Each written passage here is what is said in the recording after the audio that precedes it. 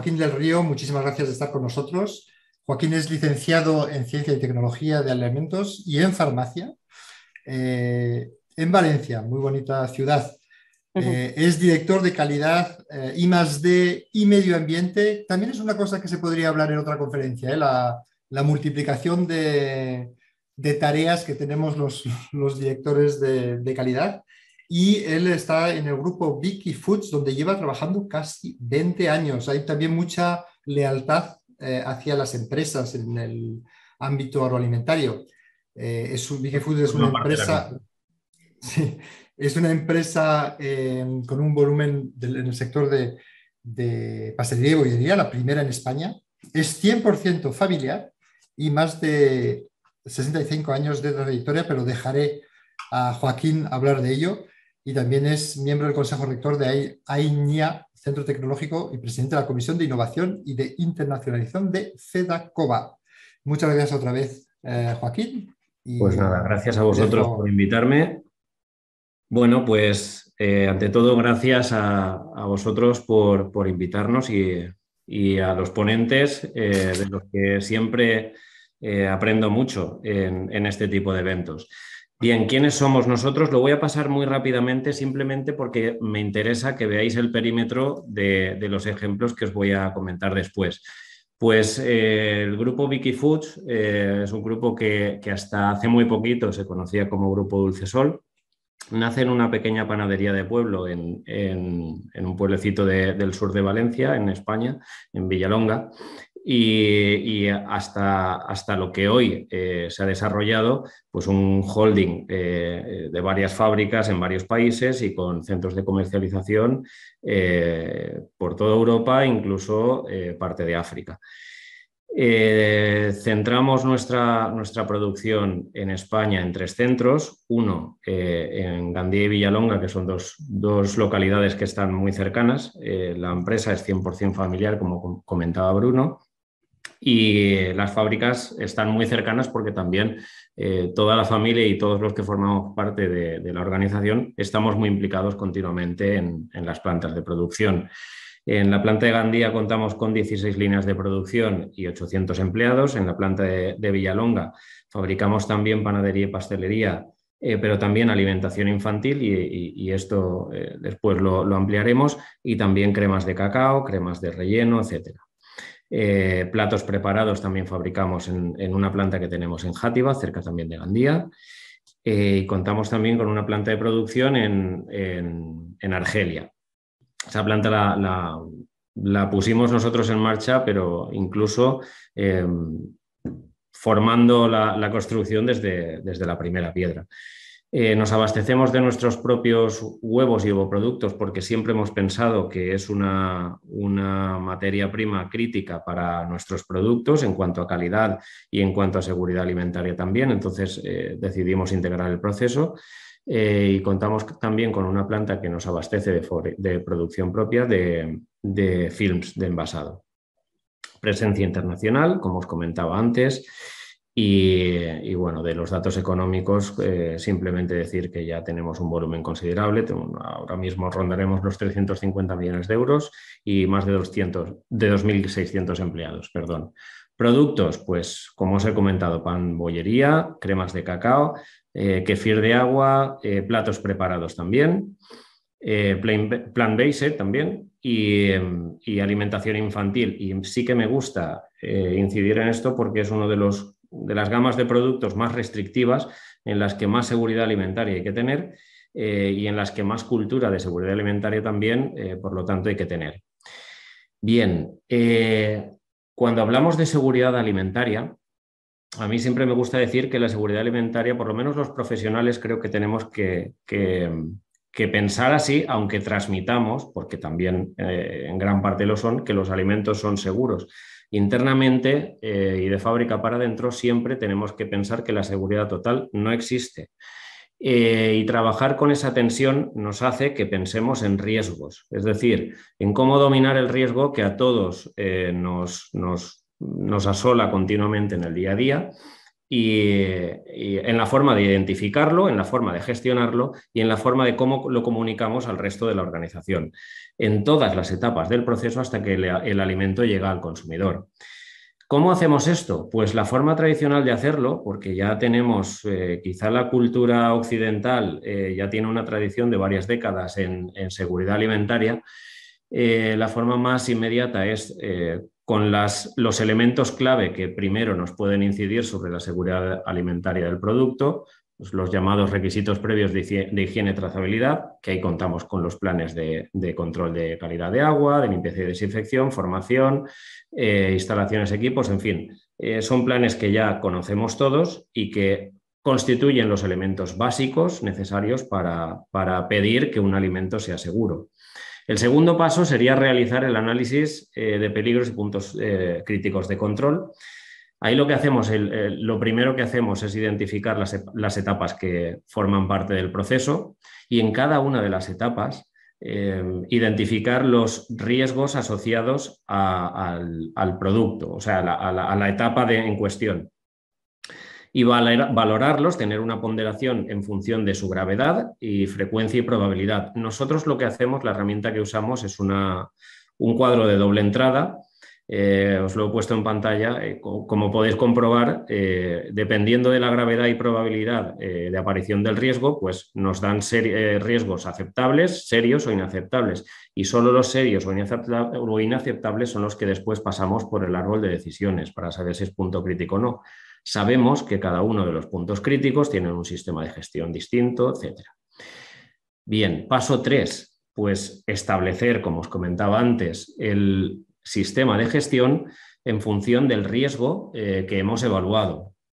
Y eso incluye realizar una serie de verificaciones, de auditorías, monitorizar las reclamaciones, hacer análisis de tendencia de las mismas y establecer incluso objetivos de reducción de las mismas. Y tener también un cuadro de controles de proceso, es decir, todas las operaciones que nos permitan verificar que las etapas del proceso pues, van por los cauces adecuados. Esto hasta ahora viene a ser lo habitual, vamos, lo correcto para establecer un sistema de seguridad alimentaria adecuado. Podemos dar un paso más y es el certificarnos por una entidad externa que avale que nuestro procedimiento está siendo amparado por unos protocolos seguros. Nosotros en concreto tenemos certificaciones en IFS, BRC y tenemos algunas líneas de producto que exportamos también están avaladas por la FDA. Pero existen otras, por ejemplo, está la ISO 22000. Lo que nos permite la certificación en estos protocolos de seguridad alimentaria, pues no es otra cosa que tener una visión externa, porque muchas veces nos vemos viciados por las costumbres o por lo que vemos del día a día, que a lo mejor no nos permite identificar las cosas que podríamos mejorar o que realmente no son correctas. Siempre es necesario tener una visión externa de las cosas.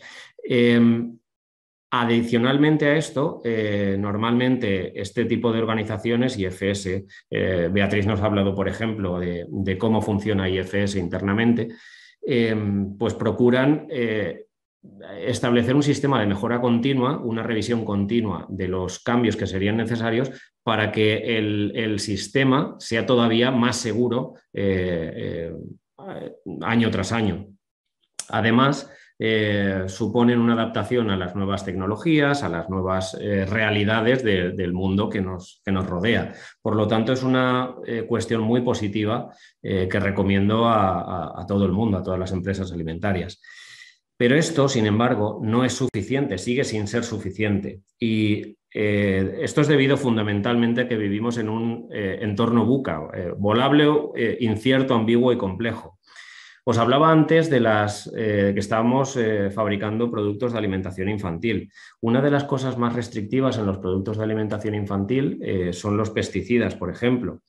Pues aunque nosotros analizamos todas las materias primas en cuanto a pesticidas, Continuamente están saliendo pesticidas nuevos y continuamente también los sistemas de análisis pueden detectar pesticidas nuevos.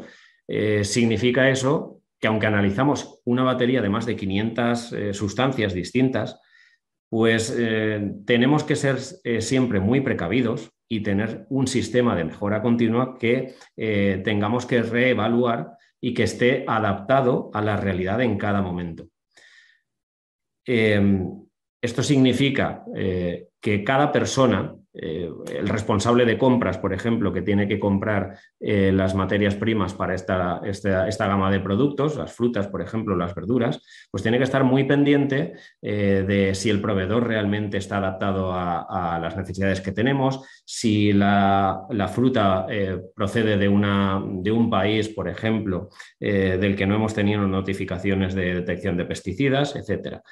Todo eso os he puesto un ejemplo, pero realmente la mayoría de incidencias que tenemos últimamente en cuanto a seguridad alimentaria o calidad provienen de que notamos deficiencias en la implantación de cultura en seguridad alimentaria. Pues ya sea porque no hemos hecho unas formaciones adecuadas o que han incidido realmente en el personal de la propia línea de fabricación, ya sea porque a nivel de liderazgo se han tomado otros objetivos distintos de los que podemos perseguir con la seguridad alimentaria. En fin, en general, porque han habido lagunas en la cultura de seguridad alimentaria. Y no en vano, no solo nos pasa a nosotros, sino que realmente si realizamos las consultas en el RAF, por ejemplo, pues vemos que las alertas alimentarias van aumentando en los últimos años, siendo que tenemos en la zona europea y Norteamérica sistemas de calidad bastante estrictos y bastante tradicionalmente bien establecidos. Como nos han comentado Erika y Marie-Claude antes, se crea en los últimos años una iniciativa global de inocuidad alimentaria con el fin de paliar estas deficiencias y de incidir más en la cultura de seguridad alimentaria. Entendiendo cultura de seguridad alimentaria no tanto como la implementación de normas, sino como las cosas que siempre se hacen en la empresa o que normalmente se hacen y las que nunca se harían, por ejemplo. Hablar de cultura alimentaria es un poco etéreo, pero si atendemos a la definición que el grupo de trabajo técnico de la GFSI ha dado sobre este tema, podemos decir que la cultura de inocuidad alimentaria son los valores y normas compartidas que afectan a la forma de pensar y el comportamiento en relación a la inocuidad alimentaria.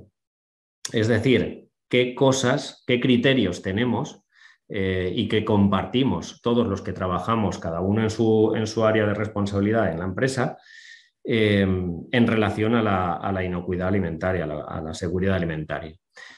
Bueno, como nos han explicado antes, esta cultura de seguridad alimentaria tiene varias dimensiones y voy a poneros ejemplos de cada una de las dimensiones en las que trabajamos en nuestra empresa.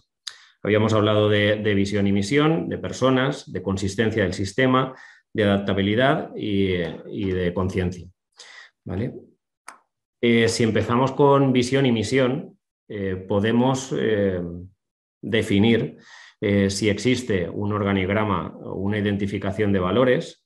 Nosotros en concreto los valores, pues hace ya unos cuantos años cuando reformamos las oficinas ya nos preocupamos de poner los valores bien visibles para que todo el mundo en las salas de reuniones pudiera identificarlos y pudiera verlos y pudiera interiorizarlos incluso. De hecho, en las salas de formación normalmente es donde más visibles están esos valores de la empresa. Si existe un plan estratégico de la empresa, y no solo si existe, sino si además los líderes de la empresa se preocupan en transmitir ese plan estratégico. Es decir, es importante, por ejemplo, para nosotros que cuando quisimos implementar la fábrica en Argelia, pues para nosotros fue un hito muy grande y transmitimos eso a todos los estamentos del de la empresa, porque para todos iba a suponer un hito y un esfuerzo, un sobreesfuerzo del trabajo diario. Para la gente de ingeniería tendría que diseñar nuevas líneas, tendríamos que enviar y formar a gente para que hable otro idioma, para que pudiera expatriarse durante unos años. O sea, esa forma de transmitir ese plan estratégico nos ha permitido que la gente esté mucho más implicada para las cosas que son importantes, los hitos que son importantes en la empresa para los próximos años. Tenemos que ser capaces también de establecer un cuadro de mando. Yo os he puesto un ejemplo ahora mismo que podéis ver en la pantalla. Puede ser ese o puede ser cualquier otro formato.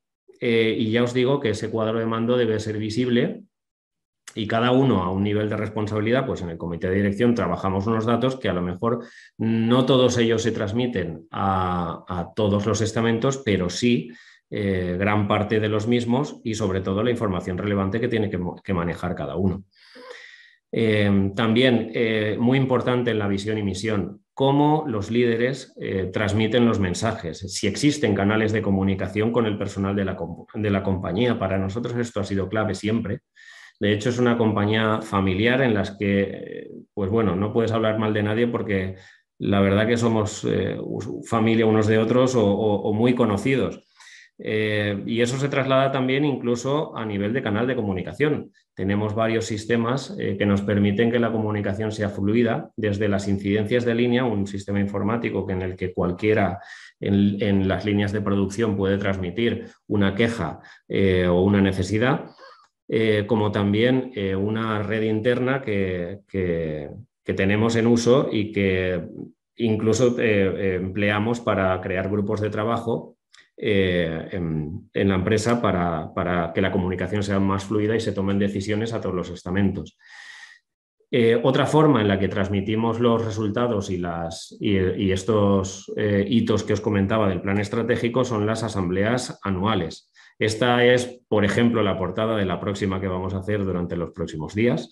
Es la Asamblea Anual de 2021 y en ella se comunican elementos clave como novedades de lanzamientos, proyectos de inversión, datos de producción y productividad, logística, delegaciones y cuestiones de personas y talento.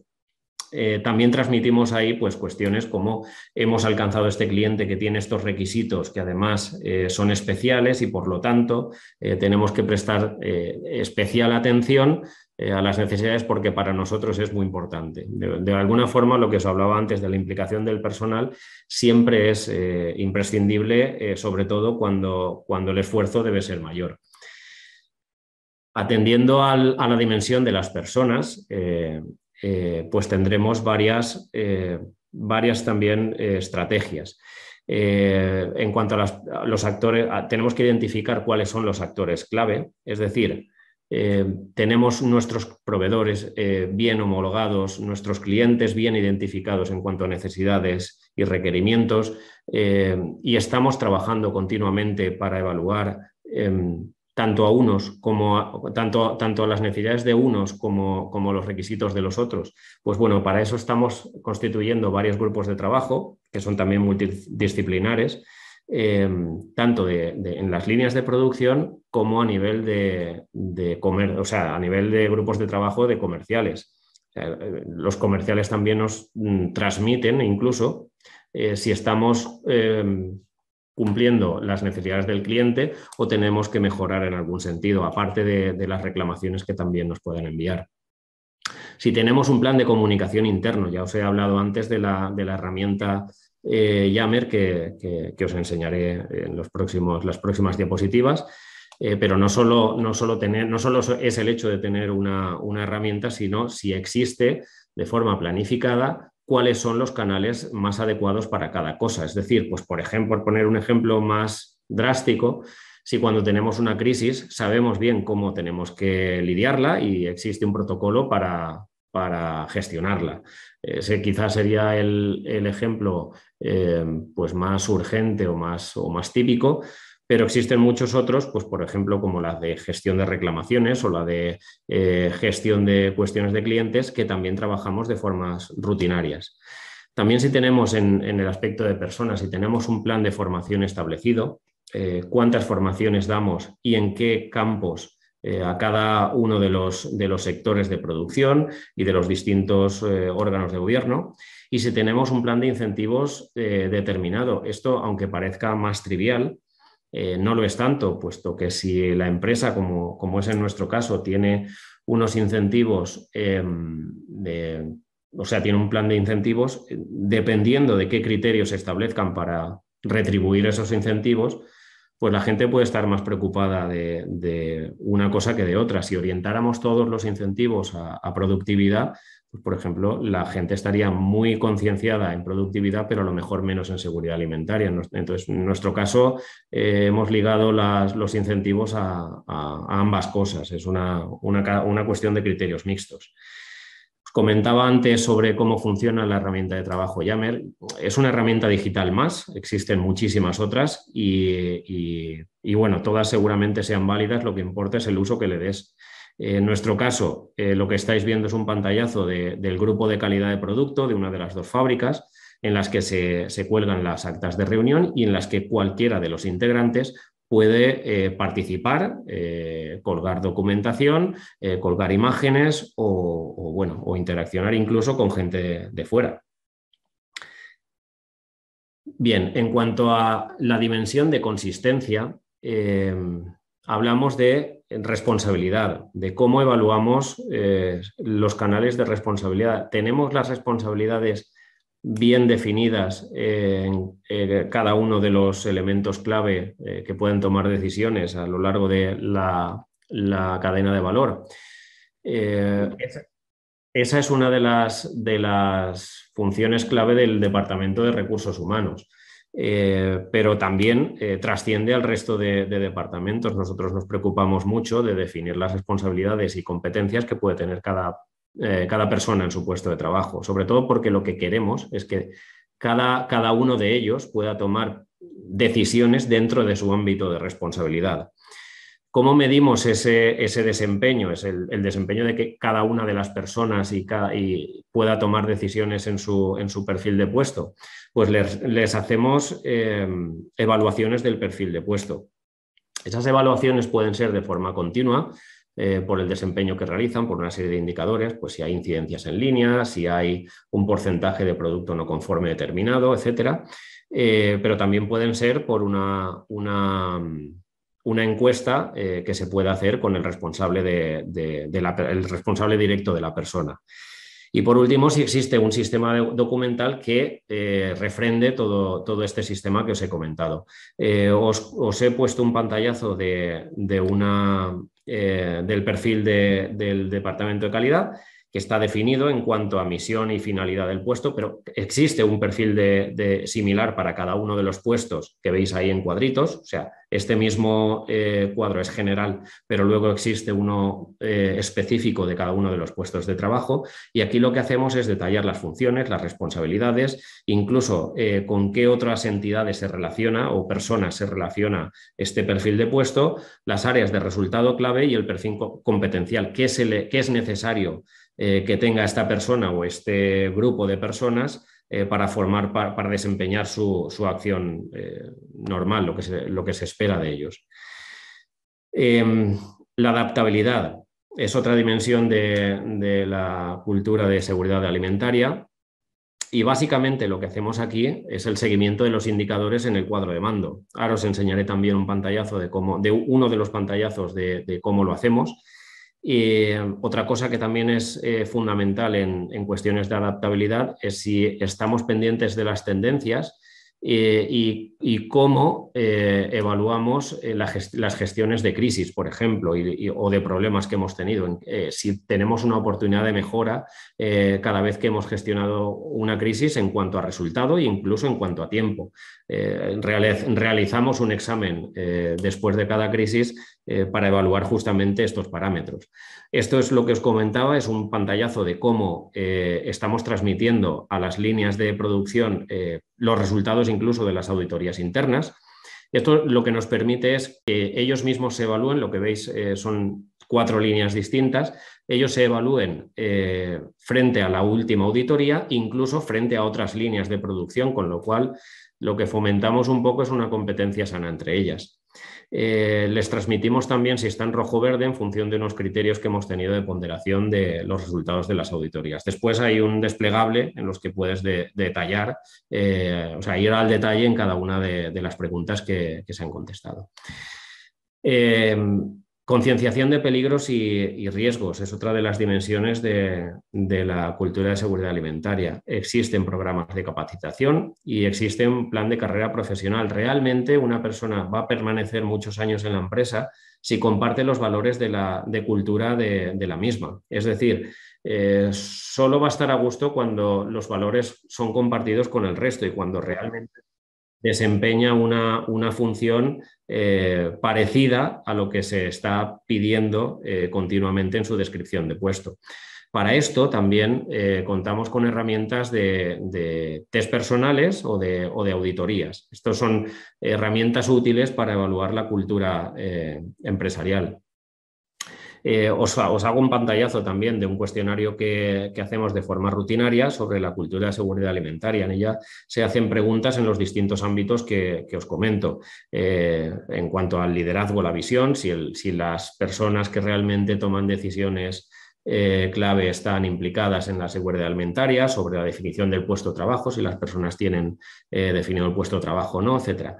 Y qué cosas, o sea, cuando hemos detectado deficiencias en estas encuestas, nos han servido para establecer medidas correctivas. Os pongo también un pantallazo de las medidas correctivas que tomamos sobre la última encuesta. Por resumir mucho, lo que detectamos era que teníamos una falta de comunicación o una comunicación mejorable en cuanto a cultura de seguridad alimentaria, y lo que hicimos fue establecer medidas correctivas en base a eso. Pues, por ejemplo, realizar auditorías al departamento de mantenimiento en el taller y publicar los resultados, formaciones de concienciación al personal de línea, comunicar las reclamaciones a pie de línea en estas pantallas las que disponemos en las líneas de producción, constituir un grupo os lo he comentado antes, de calidad de producto en cada una de las fábricas en las que se habla pues eso, de incidencias de línea, de cómo mejorar el producto, de cómo cumplir los estándares de calidad, etcétera. ¿Pero esto es suficiente? Tampoco es suficiente. Y como profesionales de la calidad, pues lo que tenemos que tener la preocupación es de que los sistemas de seguridad alimentaria tienen que estar en continua revisión y tenemos que tener una actitud de mejora continua siempre. Y bueno, nada más. Muchas gracias a todos. Muchas gracias, Joaquín. Muchas gracias por transmitirnos, ¿no? Pues esas cosas que se hacen además en detalle, ¿no? Es que os he enseñado hasta fichas, ¿no? De cómo planteáis y cómo implementáis las cosas, ¿no? Y al final, valores, ¿no? Yo que os sigo hace mucho tiempo, ¿no? Cómo se transmiten los valores, ¿no? En vuestra empresa y en concreto en este caso dentro de la cultura de inocuidad. Así que muchas gracias, Joaquín, por tus aportaciones.